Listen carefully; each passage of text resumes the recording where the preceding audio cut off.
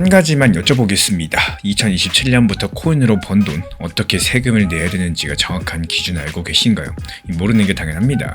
왜냐면 그 기준이 아직까지 만들어지지 않았기 때문에. 근데 세금은 걷는다라고 해요. 이게 무슨 말이냐? 오늘 영상 끝까지 보시면 왜 코인 투자자들이 지금 가장 억울한 상황에 놓여 있는지 정확히 보이실 거고, 근데 이 억울하다는 말 그냥 들으면 좀 막연하죠. 그래서 오늘은 이 비교를 통해서 조금 더 알기 쉽게 풀어드려 볼 예정이에요. 그리고 그 비교 대상은 해외 주식입니다.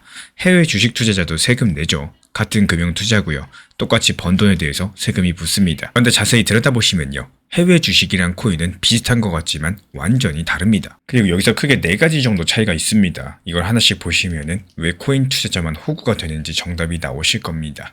먼저 첫 번째 차이는 손익통산 범위라는 거예요. 손익통산이 뭐냐? 쉽게 말씀드려서 내가 번 돈에서 잃은 돈을 빼주는 겁니다.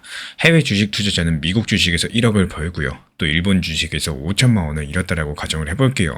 그러면 차액 5천만 원에 대해서만 세금을 내겠죠. 거기에 일부 국내 주식 손실까지 합쳐가지고 계산할 수도 있겠습니다. 근데 코인은 다릅니다. 코인은 가상자산 안에서만 합산이 되기 때문에 비트코인에서 번 돈과 이더리움에서 잃은 돈, 이건 합쳐줍니다. 근데 코인으로 1억을 벌고 다른 자산은 손해를 봤다라고 할지라도 그건 그냥 끝입니다. 인정이 되지 않아요.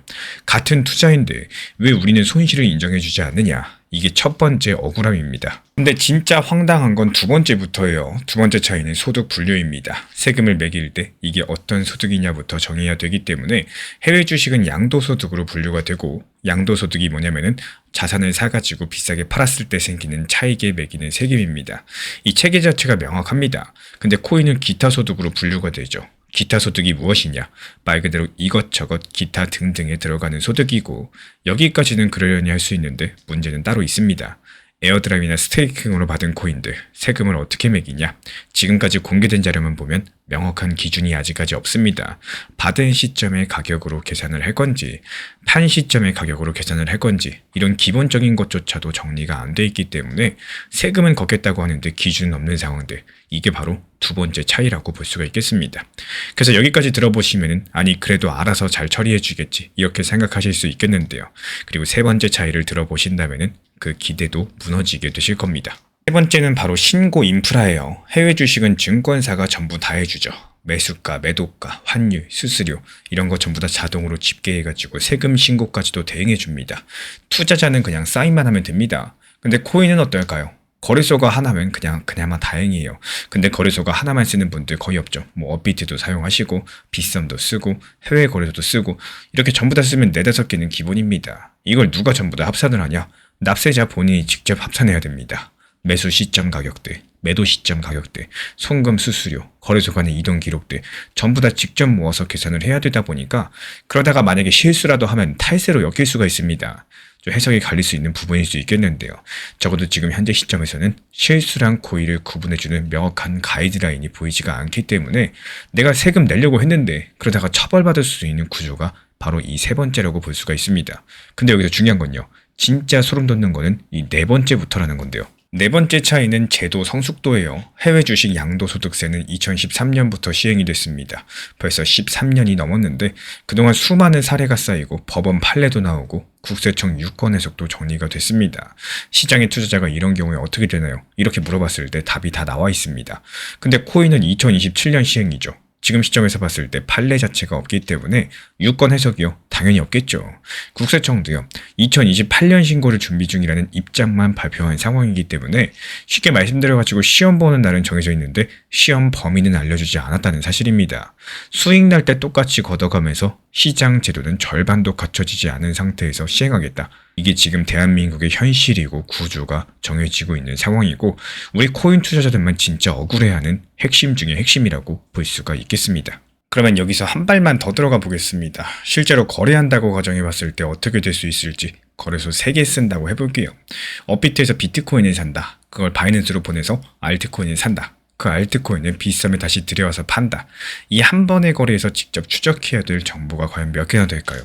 매수 가격, 매수 시점 환율, 송금 수수료, 거래소 간 이동 기록들, 알트코인 매수 가격, 그리고 매도 가격, 매도 시점 환율과 다시 들어올 때 수수료까지도, 게다가 최종 매도 가격까지도 당연히 포함이 되어야 되겠죠.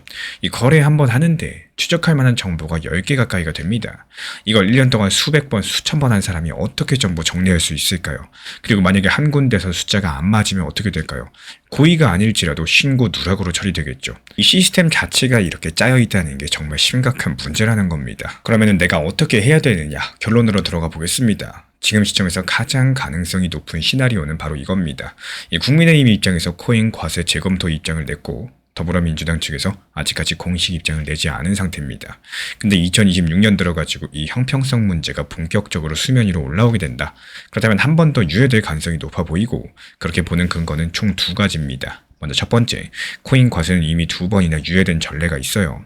두 번째, 금투세가 폐지된 상황에서 코인만 과세하는 것은 정치적으로 상당한 부담이 굉장히 큰 카드입니다. 그래서 지금 이 상태 그대로 강행되기 상당히 어렵다는 점을 말씀을 드리고 싶습니다.